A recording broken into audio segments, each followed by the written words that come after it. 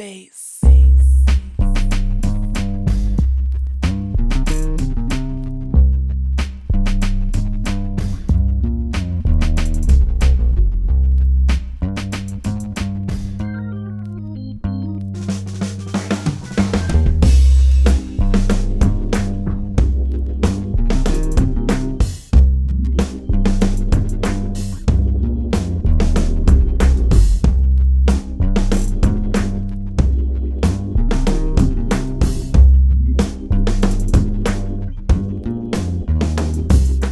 Yo, we back. It's another one and another one. It's another one and another one. It's another. What episode is it? 6? Don't speak Spanish. It's 6? It's 6. Okay, cool. Episode 6. We are here. For those watching us, viewing us visually, you know we like to tell y'all know how to give it up. Please like, subscribe, share, comment below. In the comments, engage with us in this conversation. And be sure to hit that notification bell. You know what I'm saying? So you know that when we post something, you'll get that alert. All right. If you are listening on podcast streaming platforms, please like, please follow, please download. It helps us out a ton. We love you in advance. Well, we love you now, but we thank you in advance. We love you in advance. What we talking about today, though? Got another good one for y'all. Talk to me. Today, we are scoffing about identity. Specifically, raising our black babies. Yeah. Our beautiful, melanated girls. Beautiful, melanated. It's tough to raise black children in this culture. But, yeah. Yeah. All right. Let's get to it. All right, so I'm proud of my children. I'm going to say that. I'm going to start off with that. So there was this, we like to start off with our anecdotes. Let me share a quick story. Listen up, I got a story to tell. let me share a quick story with y'all. So in February, right? So just to be clear, we moved like maybe close to a year ago, right? For the most part, our neighborhood is fairly dominated by white people. Okay, very milky. That's the demographic here, right? Not to say we're the only black people, but it's for the most part white people. So at my daughter's school, her elementary school, she's actually the only black child in her class, like the only one. Now there's some other like people of color in terms of AAPI community, or some of Middle Eastern descent. Mm-hmm. She's the only like African American child in her class, right? Just setting up, right? And preface with that. So in February, her teacher's really excited and she's going through all the things that are taking place in February. She's like, it's Abraham Lincoln's birthday and we're celebrating President's Day and President's Week. We have time off. Oh, we're also going to make Valentine's Day cards, right? So she's going through the litany of days that take place in February, the holidays, all of that, right? So my daughter, now it's virtual, so we're home with no prompting from me or my wife, or Amanda, my wife, like you're not here, me or Amanda. My 6-year-old just raises her hand, right? So her teacher goes, go ahead, you can speak.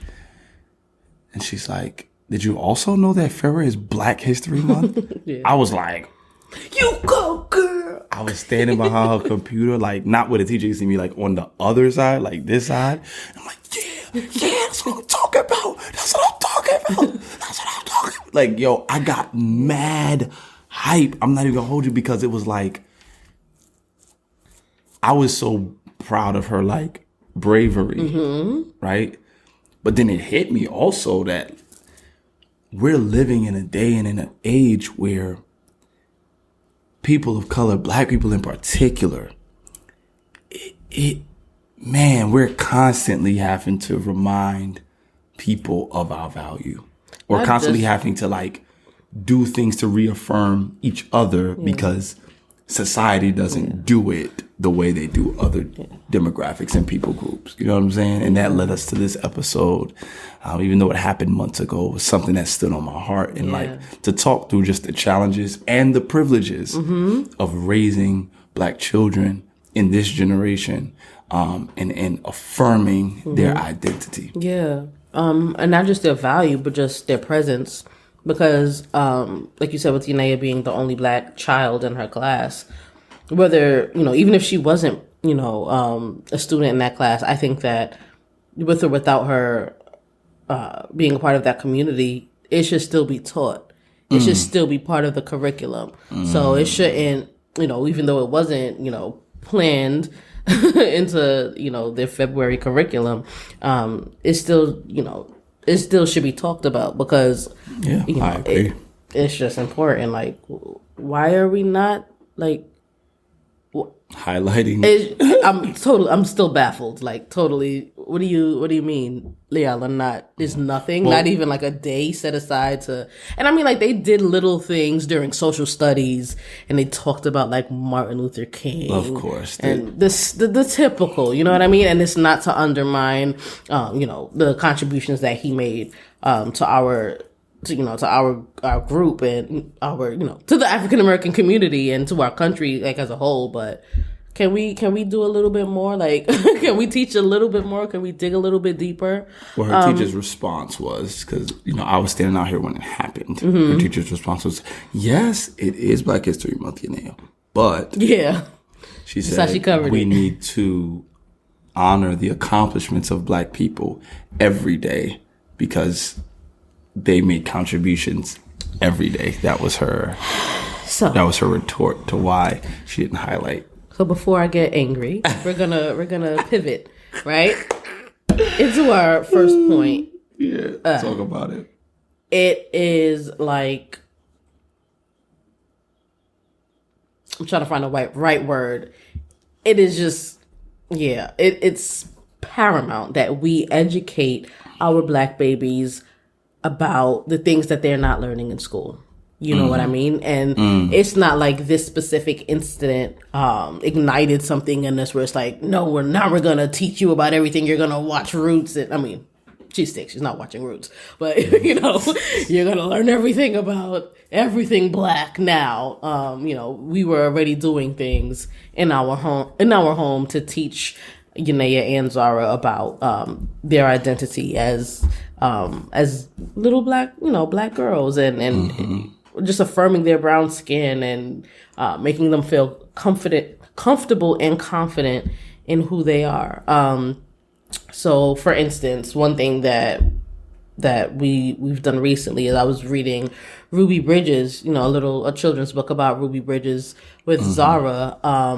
And something like that is important, not only because it teaches them about history, but also because it's something that they can connect to. Because Ruby Bridges was only 6 when she integrated, her elementary school. What? I promise you, I thought Ruby Bridges, and I'm a well-learned person. I thought she was older than that.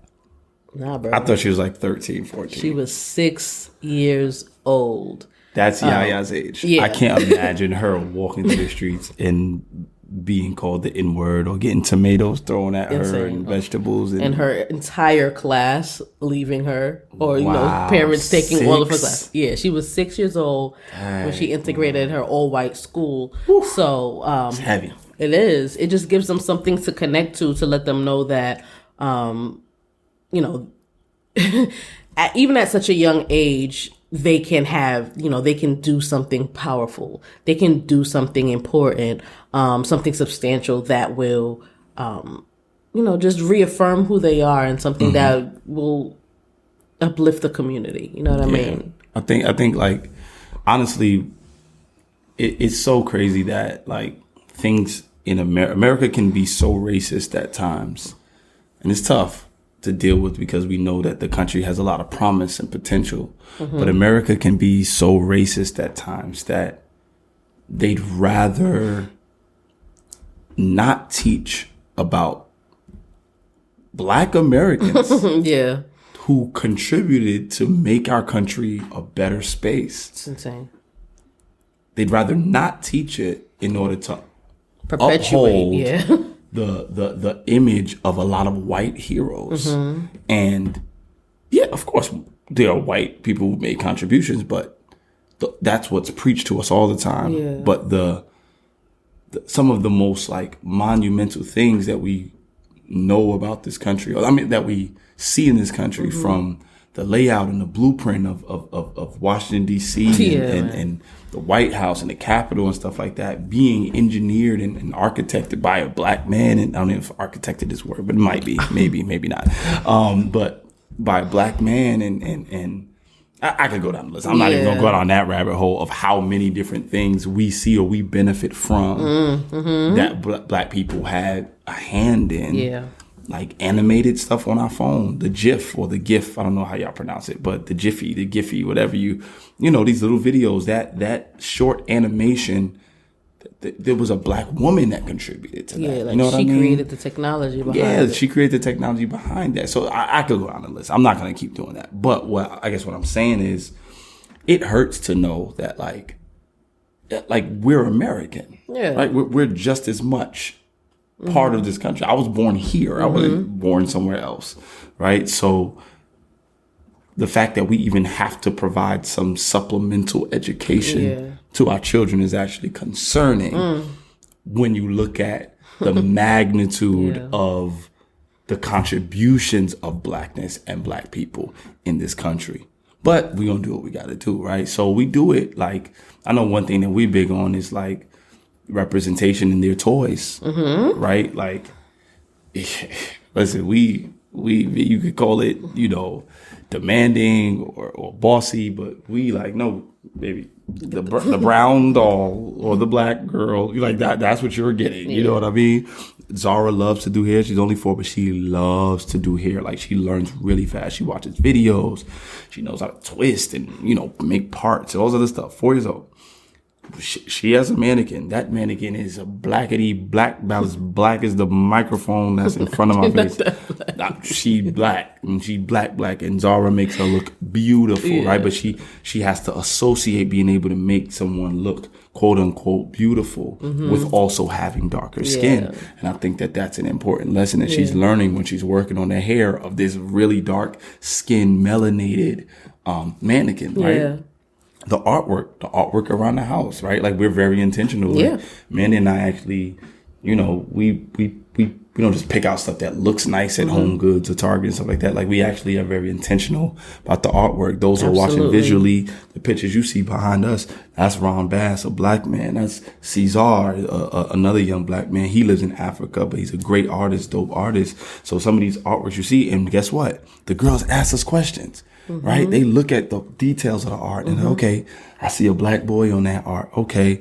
I see him standing in front of books and you know, those messages. Shout out to my boy Ron Bass. That's the bro. But like, and the painting of Ruby Bridges. And you know, we got art throughout the house that has representation of our people. Right. And that's important for them to just see the image heralded. Yeah. To normalize it so they don't feel like it's, you know, their identity needs to be separated or like marginalized in some way. Like, no, this is who you are. We're going to make it normal for you. You're going to see it. You're going to, you know, become used to it so that, you know, you don't feel like it's just a separate entity from life. Like, you know, feeling connected to things and identifying in things around you shouldn't feel like a treasure hunt or something. Like they should be able to find it in their everyday lives and be able to connect to things, and you know what I mean. Like it shouldn't be a hard thing to do. I honestly, I go even deeper than that. That's why you chose the word I chose. It's more than normalized to me though, and I'm not like trying to make this contentious, but like it's more than normalized. It's heralded, right? Like if it's on the wall, mommy and daddy must revere it, right? Like it's almost like we give like value to it by putting it on the wall. When they watch me nailing and hanging and measuring. Like, it means, okay, they taking time. Or even the article, we invested in the article, y'all, like maybe a few months ago, maybe sometime last year, from an original copy of a Black Panther newspaper. You know what I'm saying? It's framed. It's in a really sensitive case and everything like that. They saw the protection that we was like, because it's a very old newspaper. It's an original copy. It's very sensitive. We bought it at a black art store. Yeah. It's valuable, and they can see that, like, oh, who's that man on there? You know what I mean? Oh, that's Fred Hampton, baby. Or that's, you know what I'm saying? Other Black Panther Party members, but like, they see, like, oh, okay, this has, it's not just like normal, but it has value to it. It's of importance. Yeah, absolutely. You know what I'm saying? And I think that's what I want to push in front of them. You know what I'm saying? That they see. Yeah. Themselves or people that look like them appreciate it. Yeah. And like, not only that, I mean, I know we're talking about representation, a lot of like materialistic things and what they see and touch and are used to, and also like in the books that they read, reading stories that are not just about the slave, Black people being slaves, but uplifting stories like Soul We by Lupita Nyong'o and Jabari Jumps, about a little Black boy bravely jumping into a pool. I forget the author's name. One of our friends from high school, Nala Lee, she has 2 books out, the Zion and Zara stories, about 2 kids getting ready to enter into summer, and Fresh, about a little Black boy wanting to get a haircut so he could look clean and hang out with his friends.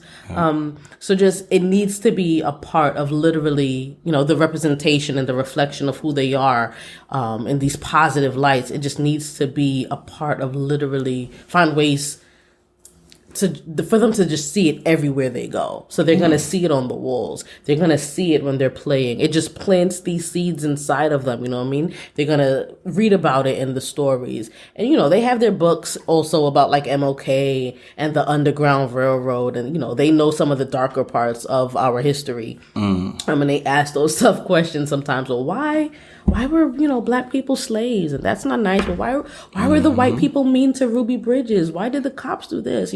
They ask those tough questions, and we don't shy away from those conversations. We give them responses that are age appropriate in a way that is digestible for them, so that they can understand it, and they don't think that the world is just this, ugly place. But they also see it in a different light, where it's like, oh, I can have dark skin like Zoe and feel pretty and be beautiful and be empowered, or Black people can swim, you know what I mean? Jabari jumps when they see this little Black boy jumping into the pool off of the springboard. Oh, Black people swim, you know what I mean? It just breaks, it shatters certain stereotypes, and it just really empowers them to go into the world, you know what I mean? So that they know that, we may have had an ugly past, and we are still fighting through some really ugly, messy things even now, but that's not it. You know what I mean? There's so much beauty in addition to that. Like, it's tough, but don't let like the racism of this country and the racism around us, don't be swallowed by that. Still find a way to, like, you know what I mean? Let your identity like really push through and shine through, and be proud of it in spite of like just the chaos around us. You know what I mean? For sure. And I think like that's a good segue, like, because something that I care deeply about is like like, I could get a little bossy sometimes with like the media they consume or the movies they consume. And I don't do it in a way where like it takes away their genuine love for certain, films and TV shows and stuff like that. But like, I make sure that like if they watching, the old school stuff, Cinderella or Snow White, but there's also this version where it got Whitney Houston and Brandy. So y'all gonna watch this too, you know what I mean? Like, because what happens in those movies is people think it's unintentional, it's just like innocent, but it's like every time you see a white princess getting the reward of this charming prince, right? And they're white, right? And it ends with all this fantasy and all this magic and all these sparkles and all this like really like queen-like regalia that she's wearing and things like that. Yeah. It sends the message that there's some like royalty connected to somebody that looks like this. Yeah. So you have to also balance that message with, oh, there's royalty for people that look like Coco, or people that look like Moana, or people that look like what's the other is it Princess Tiana? Yeah. Princess Tiana, you know what I mean? So you have to I kind of like make sure like, all right, what they watching? Moesha, they watch right, Sister cool. Sister. Yeah. You know what I'm saying? Like they gotta see themselves celebrated. Yeah. And they gotta see themselves getting the reward at the end of the movie. Like, okay, this movie ends happy. Yeah. But it ends happy for a black girl. Right. Or it ends happy for this brown boy. Yeah. Or brown. So like it doesn't just send the message that like, oh, we watch movies that, you know, where these white princesses are getting this Prince Charming and whatnot, but it also has like messages of these black women, black boys, black girls also getting a similar reward and fantasy at the end. It then becomes more realistic that the goal of what America is trying to head towards is possible. You know what I mean? So I just wanted to say that because I feel like I'm like super big and I'm a little bit of a stickler for it. You are too. I'm not like, it's not a me thing. I think we are. It's like, hold up, whoa. Whether you watch two, you watch one movie with a white princess. Oh, you about to watch another one? No. Let's switch it up. Switch it up a little bit. Right, okay. Let me show y'all. Let me show y'all something else. Let me show you that there's some good looking princesses that look like you. Okay, like, so I love it. Yo, Curated. I'm gonna just say this real quick before you go to the next point, because I think you want to jump in. But curators out there, whether you're an author, whether you are a movie script writer, playwright, director, please continue to do the work to curate content that people that look like you can trust. Absolutely. We don't want to risk being misrepresented, right? And sometimes that's a fear when we look at Hollywood, when we look at TV, when we look at movies, when we look at Netflix, all this media that we consume.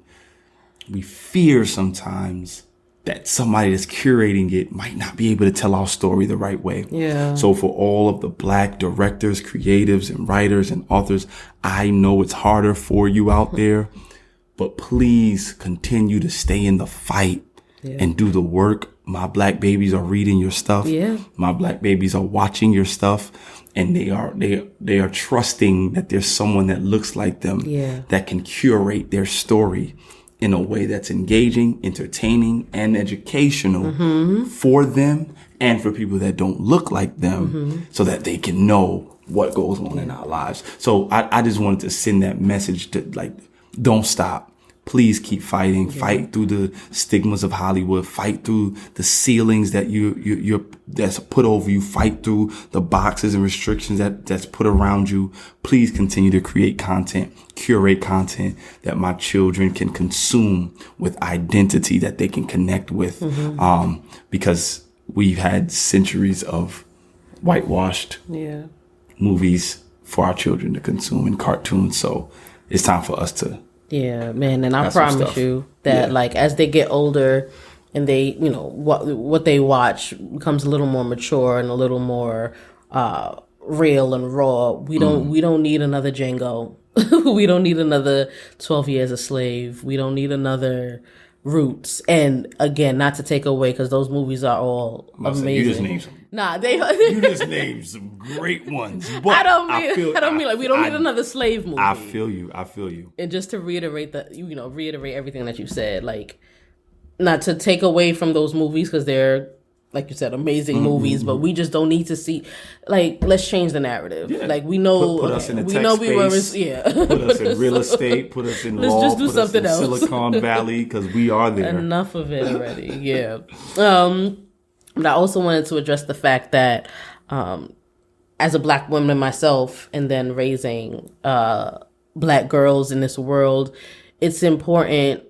It's important that we continue to push through, like you said, and continue to fight and continue to find the resources that we can give to them, so that they can, be empowered. Because as they continue to grow up, they're going to like learn reality for themselves, and they're going to run into some difficult situations where they realize that as Black girls and as they grow into Black women, that they're doubly marginalized. You know what I mean? Because society already, undervalues Black people, and then even further, they undervalue Black women. So it is important that we start as early as possible with giving them both sides of the spectrum. Like, yeah, this is our ugly truth, but guess what? You don't have to sit. You don't have to sit in it. You don't have to make your bed there. You can be empowered. You can break the narrative. You can break the stereotypes. You can, you can be, well, like Nas said, I know I can, be whatever I want to be.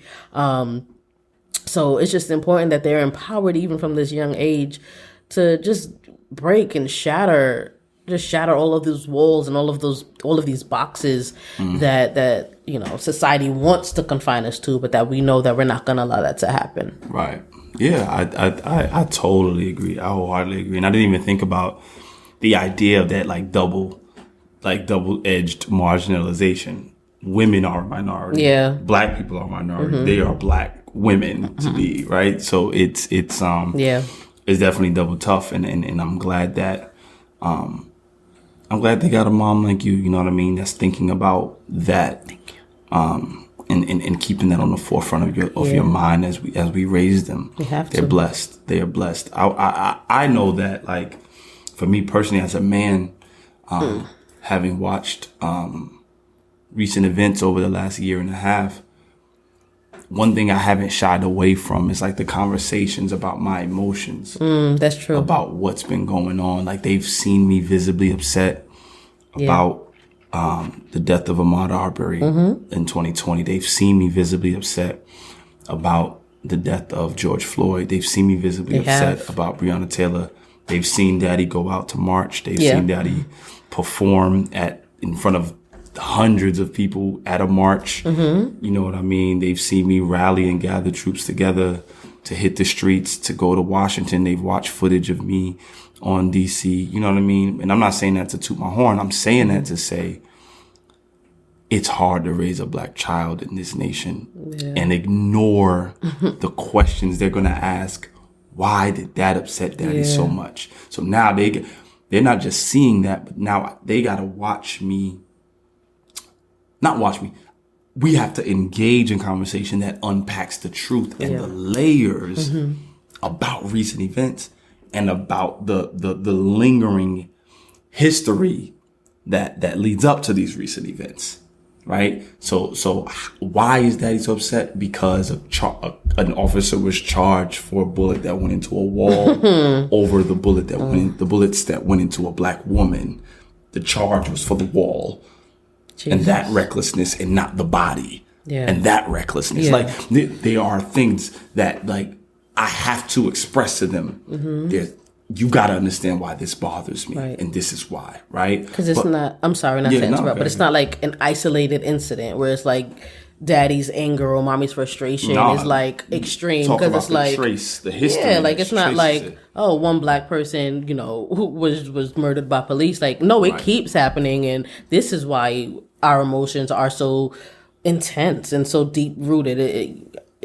It's not an isolated incident. It has a long history, and we need to, like you said, engage in those conversations and make them aware of reality, essentially. Yeah, and that's important, because as we close out, I want to make sure that, like, parents out there, families out there, parents to be, we encourage and admonish you to have more conversations about self-discovery.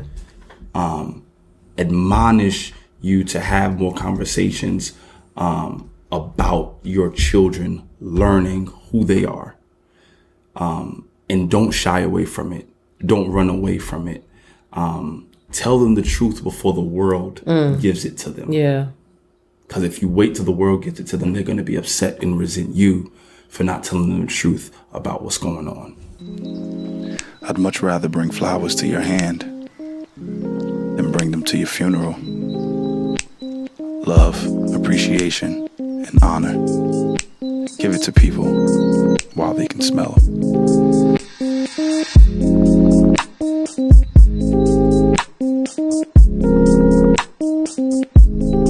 Absolutely, man. But as we continue to, give them these hard to swallow pills, and not shy away from these conversations and give them as much information and truth as we possibly can. You want to keep the scales balanced and continue to create joy. They're still young people. Absolutely. Yeah. So like we mentioned earlier, we're going to talk about it. We're going to tell you the truth if you have questions and if situations arise and if you read a book about it or, if you see something on the TV about it. But at the same time, we're not going to allow that to, diminish the celebration of, just the beauty of our culture and the beauty of our identity, the beauty of who we are as Black people. You know what I mean? So find a healthy balance. It ain't easy. Find a healthy balance because it's hard to find joy when you know that this is going on outside of the world. So we can celebrate all the Blackness we want inside our house.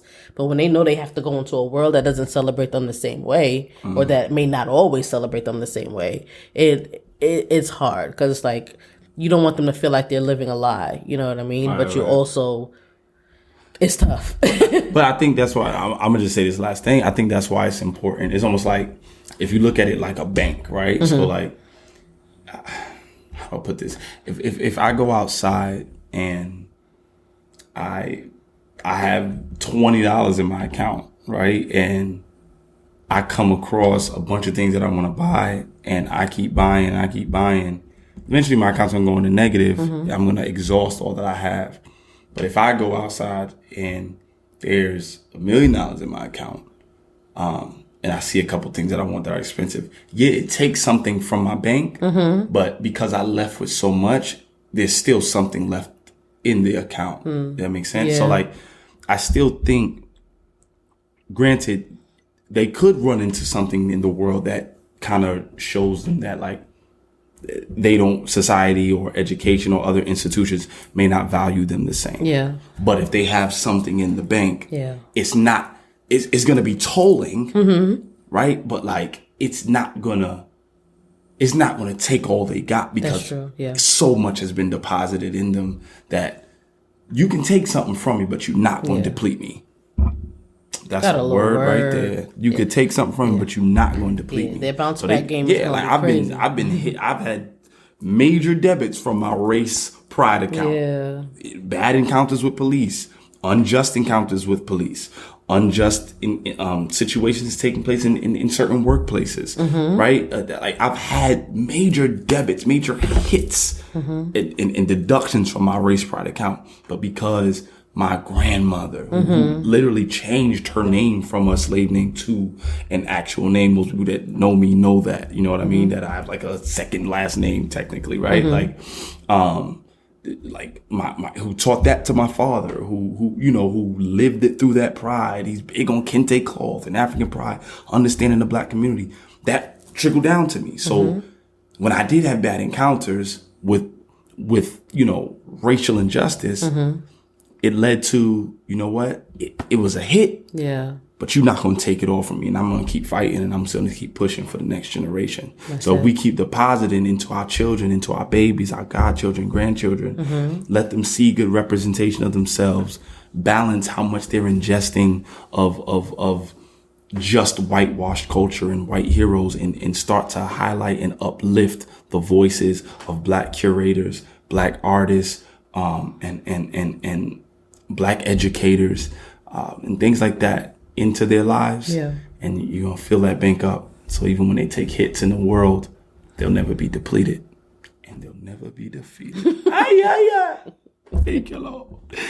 You want to get to this or that? It's about let's that pivot. Let's pivot. I know this was a serious one, so let's end on a high note. Let's end on a high note. Glory to God. Let's do this. All right. This or that. Here we go. I'm going to start this one off. Why, you trying to leave me with the bad ones? Nah, I'm gonna just start it off where you started last episode, kid. All right, here we go. Would you rather forget who I am every morning, or have me have the ability to read your mind at will? So have your spouse have the ability to read your mind at will, or you forget who your spouse is every morning? Oh.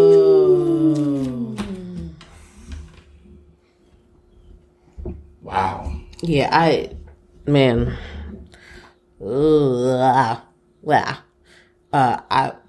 Okay, yeah.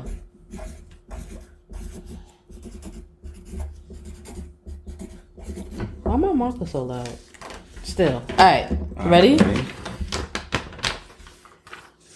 Oh, I'd rather you read my mind. You want to forget who I am? I don't. I really don't. These are terrible choices. Defend yourself. The mind is a terrible thing to waste. Yes. No. It is the only thing that's left in this world where someone has privacy. Our phones have access to everything. They know the microphones are attached to our conversations. We agree through these terms and policies to have our cameras access, our microphone access, our data access, our Google search access, social media. We're exposed to the world. Then you come home and you live with somebody who gets the most intimate parts of you. Mm-hmm. But the mind is the only sacred place left. That's wow. It's the only thing left. Before it comes to, once it comes through your mouth, it's no longer. Mm-hmm. I think I heard somebody say this, or a writer say this. Once it comes through your mouth, it's no longer sacred. I think it's an India Irie song, right? Maybe, I don't know. I think I heard it in like a speech or a sermon or something. But once it comes to your mouth, might have been T.D. Jakes, I don't know. Once it comes to your mouth, it's no longer sacred. But as long as it's in the mind, it's still yours. And that's the only thing that people have left. And it's like, maybe we just create new memories every day when I try to remember and recall who you are. I think wow, you defended that very well.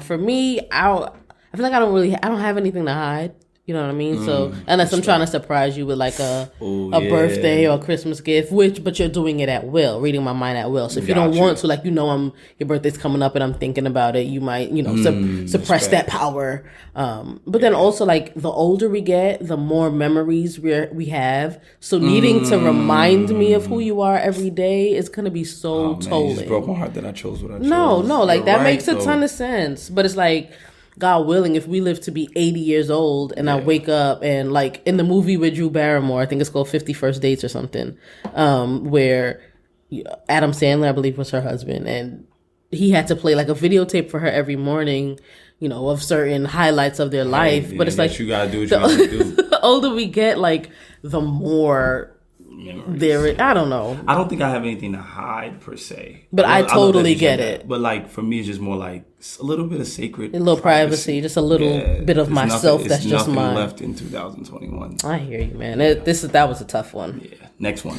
Would you rather style your spouse's hair every day for the rest of their lives? Like, I cut your hair, comb your hair, grow your hair out and comb it or whatever. Or be my stylist or each other's stylist. Like, I pick out all of your clothes. So you pick out all my clothes, or you do my hair. Yeah. That's giving you haircuts. That's, everything. We better have the same answer. This is not even close. Yeah, I feel like this is an easy one. Yo. Ready? Yeah. Pick my clothes. Yeah, pick my clothes. I think you have a way better shot at having a good hairdo than I do. Yeah, I agree. I do. But then also at the same time, it's like you can't work no clippers for the level of I don't trust myself either. Yeah, but I'll do better to your hair than you can do to mine. That's a fact. I can comb your hair. I can twist it. I can put it in a ponytail. I can flat iron. I can do those things. You with the clip, bro. Nah, I can't like cornrow. You had a Bosky out it and have no shape up. Yeah, I'll be looking like Jay-Z out here. I'll be rocking the Jay-Z Basquiat dreads, and you just gotta like tell me if it's gonna go in a ponytail or wear it out. That's what's gonna happen. All right, last one. Kids live with us for the rest of our lives. Okay. And be good with money. Like they don't have like any issues with it, but they just live with us. Forever? Forever, ever. Forever, ever? Or they live on their own but be bad with money. Oh gosh. Okay. You chose quick. Yes, I did. This is easy for me. This is very easy for me. You looking at my answer, chill? No, my answer's already on here. I could look at your answers. All right, ready? Go. Yes. Live okay, with good, me. good, yeah. Because I'd rather we just get a house where we can, separate it. Everyone has their own space and. Man, bump that. It ain't just that. I don't care about none of that. What you care I can't deal with no kids that be bad with money and needing money from me all the time. That's true. Because then it's going to... Right. Like now I'm paying 2 rents. Dad, I ain't got rent. Come on, son. Stop playing with me. I ain't dealing with it. Nah. Or that's that, or I'm just scared. Money make you do some wild things. And I'm just nervous that if they're bad with money... I don't want to think about what my daughters would... They'll like... Leah, let's cut this short. Let's cut it short. They'll sacrifice their morale for like just to get for the little dollar, and I can't have them put $1 in it. No, my babies, stop. Let's put $1 in it. Thank y'all for tuning in again. Put $1 in it. Oh my god. Put $1 in it. Okay. You're not gonna stop. Yeah, those won't be my babies. Shout out to the parents with kids strippers. No. Oh no. What? Listen, sometimes you can't control what your kids do. You just pray that Proverbs 22:6 comes to life and that you raise them in the way they should go when they grow older. They will not depart. They won't depart. Eventually they gonna come back to it. But shout outs to the scrippers. Not the scrippers, the parents. Okay, this is getting real sloppy. I don't like this. We love y'all. We out, baby. Wait. Thank y'all for tuning in to our episode on identity. Head to freetosouls.clothing.com and get our identity. Oh yeah, wordplay is nasty. It says if you can't see it, it says hello, I am free. But so it's like a name tag. It's fire though. Genuine leather patch. You know what I'm saying? It's black tack out. Yeah. We love y'all. freetosouls.clothing.com. And we'll see y'all next time. We out. Peace. Gang, gang.